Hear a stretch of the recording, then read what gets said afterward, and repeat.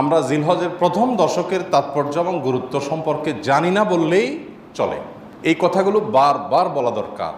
আমি আপনাদেরকে উদাত্ত আহ্বান জানাতে চাই, আপনারা এই কথাগুলোর ফেরিওয়ালা হয়ে যাবেন, এই কথাগুলো অন্যের কাছে পৌঁছে দিবেন। জিলহজের এই 10টা দিনের ইবাদত করলে আল্লাহ তাআলার কাছে এটা যত প্রিয় হয়, অন্য কোনো সময় ইবাদতে আল্লাহ তাআলার কাছে এত প্রিয় না। আল্লাহর কাছে এই দশকের ইবাদত অন্য দশকের বা অন্য যে কোনো সময়ের ইবাদতের চেয়ে বেশি গুরুত্বপূর্ণ। আল্লাহ বেশি খুশি হন এই সময় ইবাদত করলে বান্দা। সাহাবীরা জিজ্ঞাসা করলেন, ওয়ালাল জিহাদু ফি সাবিলিল্লাহ, হে আল্লাহ রাসূল, অন্য সময় কেউ আল্লাহর রাহে জিহাদ করলো মানে জীবন দান করার জন্য প্রস্তুতি নিল, সে ওইটা আল্লাহকে সমর্পণ করে দিল গোটা জীবনটাই, তার মর্যাদাও কি এই সময় ইবাদতের চাইতে বেশি না? তখন নবী সাল্লাল্লাহু আলাইহি ওয়াসাল্লাম বললেন, না, ওয়ালাল জিহাদু ফি সাবিলিল্লাহ, অন্য সময় জিহাদ করলেও এই সময় ইবাদতের সমান হয় না। তবে যদি অন্য সময় কেউ জিহাদে যে তার জীবন তার সম্পদ যা নিয়ে গেছে সব বিলীন করে উৎসর্গ করে দেয় আল্লাহকে খুশি করার জন্য, তার মর্যাদা সবকিছুর ঊর্ধ্বে, সেই মুজাহিদের কথা ভিন্ন। বাকি সাধারণ জিহাদের চাইতেও এই দশকের ইবাদতের মর্যাদা আল্লাহর কাছে অনেক বেশি। ভাইরা আমার, আমি খুব আকুতি করি সব জায়গায় সব সময় যে এই দশকের ইবাদত আমরা সাবকন্টিনেন্টের মানুষ আমরা জানি না। আমাদের মানুষকে জানাতে হবে, জানাবার জন্য কিছু কাজ করতে হবে। সাহাবীদের কেউ কেউ এই দশক শুরু হলে এই দশকের 10টা স্পেশাল আমল আছে, এই আমলগুলো করবার জন্য কেউ কেউ বাজারে চলে যেতেন, উদ্দেশ্য অন্যদেরকে জানানো। তো সেই দশকের আমলগুলো আমরা করবো তো ইনশাআল্লাহ। আমি সংক্ষেপে বলছি আমলগুলো কি কি। নাম্বার 1, আল্লাহকে বেশি বেশি স্মরণ করা, জিকির করা। আল্লাহ সুবহানাহু ওয়া তাআলা কোরআনে কারীমে বলেছেন, উযকুরুল্লাহ ফি আইয়ামিন মা'দুদাত, নির্দিষ্ট দিনগুলোতে তোমরা আল্লাহর জিকির করো, বেশি বেশি স্মরণ করো, আল্লাহর স্মরণটা বেশি বেশি হবে। এখন স্মার্টফোন, এটার এঙ্গেজমেন্ট আমাদেরকে আল্লাহর স্মরণ তো পরের কথা, দুনিয়ার অন্য কোনো কিছু স্মরণ করতে দেয় না। এজন্য এটা নিয়ন্ত্রণ করা ছাড়া মানুষ কখনো মুত্তাকি হওয়ার কোনো সুযোগ নাই। নেক্সট সূরাতে শয়তান আসে যে আমি তো ওয়াজ শুনি মোবাইলে, নেক্সট সূরাতে শয়তান আসে আমি তো কোরআন তেলাওয়াত শুনি। আরে ভাই, ওয়াজ শুনেন আর কোরআন তেলাওয়াত শুনেন, প্রত্যেকটা জিনিসের একটা লিমিটেশন আছে। ফরজ নামাজ চলে যাচ্ছে, আপনি মোবাইলে কোরআন তেলাওয়াত শুনতেছেন, সব হবে না গুনাহ হবে। আপনি ওয়াজ শোনার নাম দিয়া আজে বাজে জিনিসও দেখছেন, চান্সে এসে যাচ্ছে চোখের সামনে, ক্লিক করে দেখে ফেলছেন, তাহলে আপনার জন্য এই মোবাইল টিপাই জায়েজ নাই, কারণ আপনি নিয়ন্ত্রণ করতে পারেন না। ভাইরা আমার, এই দশকে আল্লাহর স্মরণ যেন হয়, সেজন্য অন্য সময়ের মতো বিশেষভাবে স্মার্টফোনের নিয়ন্ত্রণ খুব বেশি জরুরি, খুব বেশি জরুরি। আল্লাহ আমাদেরকে তৌফিক দান করুন। আল্লাহর স্মরণ কিভাবে করবেন? যত প্রকার জিকির আছে সেগুলো করবেন, কোরআন তেলাওয়াত, সকাল সন্ধ্যার জিকির, উঠতে বসতে জিকির, দোয়া, সেগুলো পড়বেন বেশি বেশি। আর স্পেশালি বিশেষভাবে একাকী বসে চিন্তা করবেন, আল্লাহ তাআলা আমাকে সৃষ্টি করেছেন, কত মানুষ আছে যা আমার মতো নেয়ামত পান নাই, আল্লাহ তাআলা আমাদেরকে কত নেয়ামত দিয়ে রেখেছেন।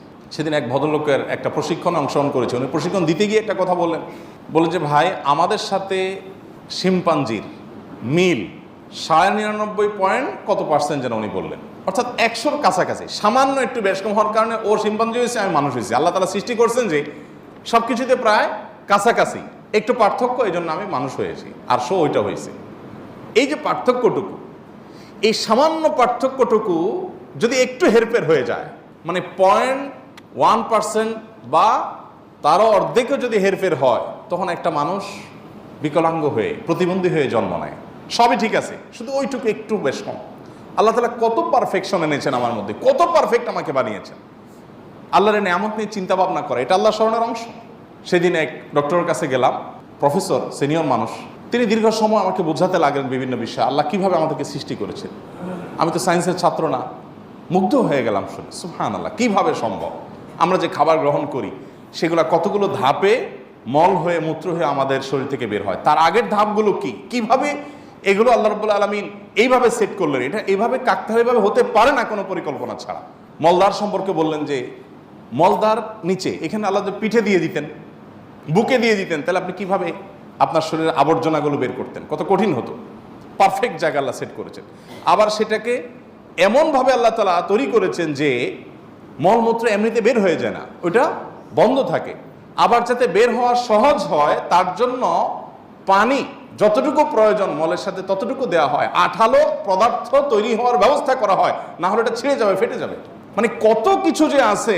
প্রায় 2.5 ঘন্টা, আমি একটা রোগী, আমাকে উনি 2.5 ঘন্টা সময় দিলেন। অবশ্য রাতে, অন্য রোগী ছিল না কেউ, সব শেষ রোগী ছিলাম আমি। 2.5 ঘন্টা উনি আমাকে বোঝালেন এবং আমি মুগ্ধ হয়ে গেলাম, সব ভুলে গেছি আমি কাজ কাম বাদ দিয়ে। সুবহানাল্লাহ। বললেন যে ভাই, আল্লাহ তাআলা কি নিয়ামত আপনার ভিতর দিয়ে রাখছে, আপনি এটা বুঝেন তো আপনার কপাল সিজদায় অবনত এমনিতেই হয়ে যাবে। তো আল্লাহর স্মরণের অংশ হিসাবে এগুলো, যে আল্লাহর কুদরত নিয়ে চিন্তা করা। আর সব বাদ দেন, আল্লাহ আমাকে হাত পা সুস্থ রেখেছেন, কত মানুষ অসুস্থ। সাধারণ নেকামলগুলো বেশি বেশি করবেন।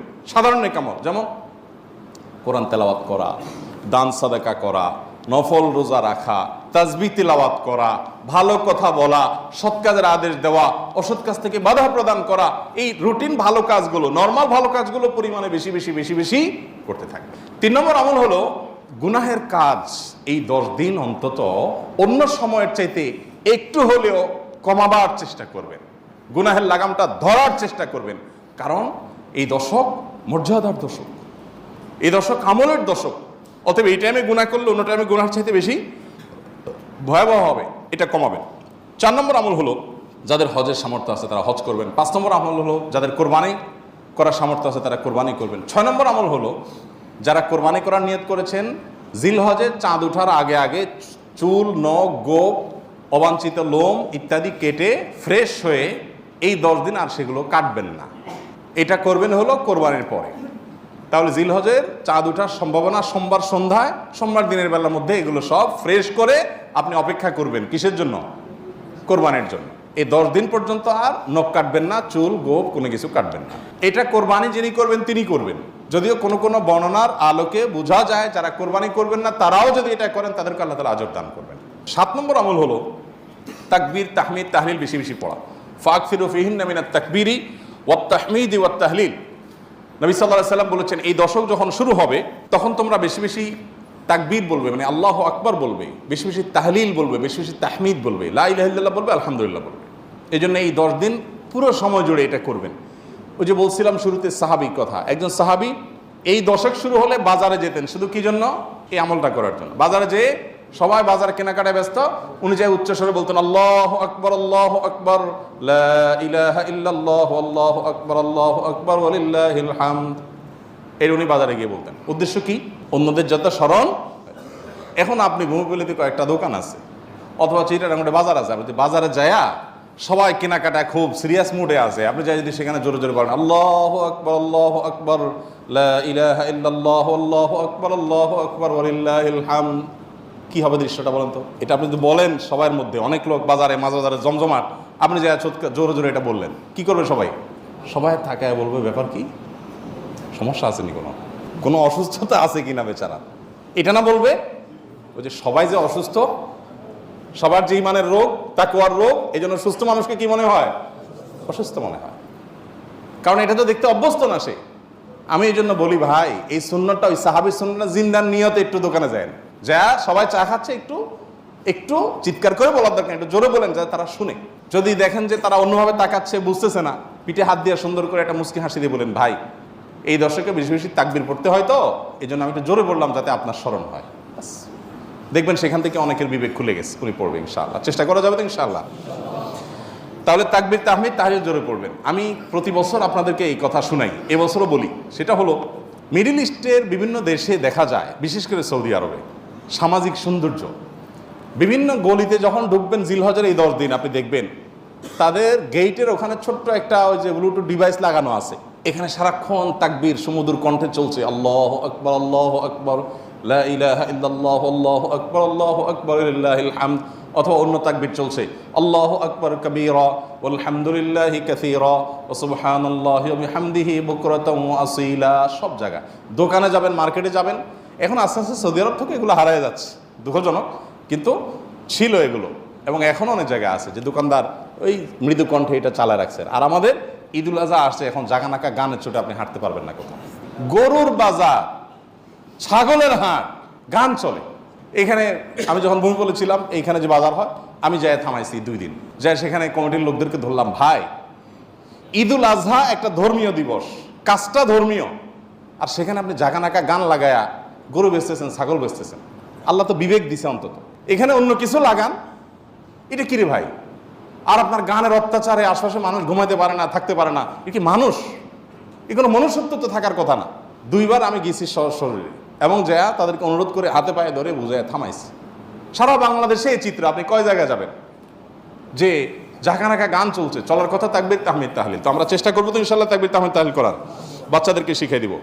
আর আরাফাতের দিন সকাল থেকে, জিলহজের 9 তারিখ ফজর থেকে নিয়ে 13 তারিখ আসর পর্যন্ত প্রত্যেক নামাজের পরে একবার করে তাকবীরে তাশরিকটা বিশেষভাবে পড়তে হবে, নারী পুরুষ সবাই।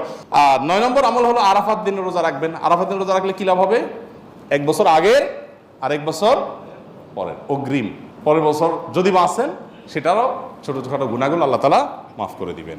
আর 10